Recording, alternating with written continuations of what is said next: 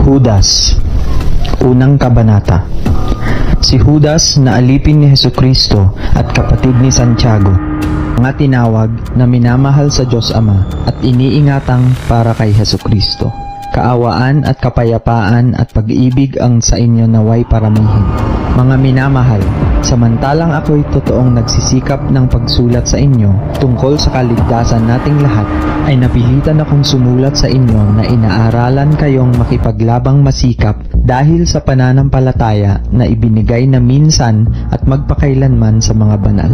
Sapagkat may ilang taong nagsipasok ng lihim, yaong mga itinalaga ng una pa sa kahatulang ito, mga di banal, na pinalitan ng kalibugan ang biyaya ng ating Diyos, na itinatatwa ang ating iisang guro at Panginoong si Hesukristo. Minanasa ko ngang ipaalaala sa inyo, bagamat nalalaman ninyong maigi ang lahat ng mga bagay, na nang mailigtas ng Panginoon ng isang bayan sa lupain ng Ehipto, ay nilipol niya pagkatapos yaong mga hindi nagsisipanampalataya at ang mga anghel na hindi nangag-ingat ng kanilang sariling pamunuan, kundi iniwan ang kanilang sariling tahanan, ay iniingatan niya sa mga tanikalang walang hanggan sa paghuhukom sa dakilang araw. Gayon din ang Sodoma at Gomora at ang mga bayang nasa palibot ng mga ito, na dahil sa pagpapakabuyo sa pakikiapid at pagsunod sa ibang laman, ay inilagay na pinakahalimbawa na sila'y nagbabata ng parusang apoy na walang hanggan. Gayunmay ang mga ito rin naman sa kanilang pagkagupiling ay inihahawa ang laman at hinahamak ang mga paghahari at nilalait ang mga puno. Datapwat ang Arkanghel Miguel nang makipaglaban sa Diablo na nakikipagtalo tungkol sa katawan ni Moises, ay hindi nangahas gumamit laban sa kanya ng isang hatol na may pag-alipusta, kundi sinabi, sawayin ka nawa ng Panginoon. Datapwat ang mga ito'y nangalipusta sa anumang bagay na hindi nila nalalaman, at sa mga bagay na talagang kanilang nauunawa, ay nangagpapakasira na gaya ng mga kinapal na walang bait sa aba nila, sapagkat sila'y nagsilakad sa daan ni Cain at nagsidaluhong na walang pagpipigil sa kamalian ni Balaam dahil sa upa, at nangapahamak sa pagsalangsang ni Kore.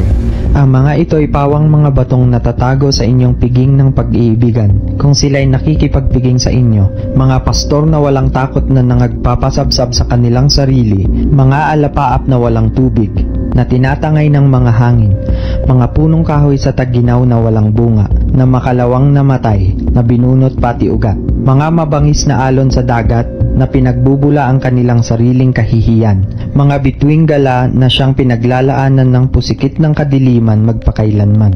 At ang mga ito naman ang hinulaan ni Enoch, na ikapito sa bilang mula kay Adam, na nagsabi, narito, dumating ang Panginoon, na kasama ang kanyang mga laksalaksang banal, upang isagawa ang paghuhukom sa lahat, at upang sumbatan ang lahat ng masasama sa lahat ng kanilang mga gawang masasama na kanilang ginawang may kasamaan, at sa lahat ng mga bagay na mabibigat na sinalita laban sa kanya ng mga makasalanang masasama.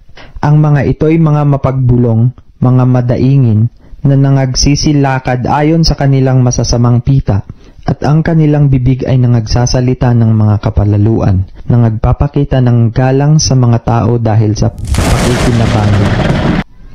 Ngunit kayo, mga minamahal, ay alalahanin ninyo ang mga salitang ng unay sinabi ng mga apostol ng ating Panginoong Hesukristo, kung paanong sinabi sa inyo, magkakaroon ng mga manunuya sa huling panahon, na magsisilakad ayon sa kani-kanilang masasamang pita.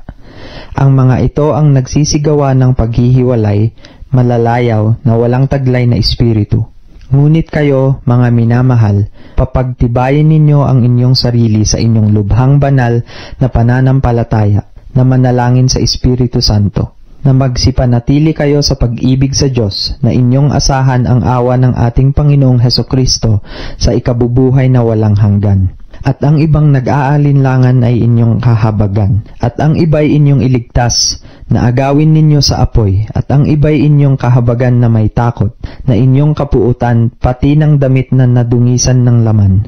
Ngayon doon sa makapag-iingat sa inyo mula sa pagkatisod, at sa inyo'y makapaghaharap ng walang kapintasan na may malaking galak sa harapan ng kanyang kalwalhatian. Sa iisang Diyos na ating tagapagligtas, sa pamamagitan ni Hesukristo na ating Panginoon, ay sumakanya nawa ang kalwalhatian, ang karangalan, ang paghahari at ang kapangyarihan sa kauna-unahang panahon at ngayon at magpakailanman. Siya nawa.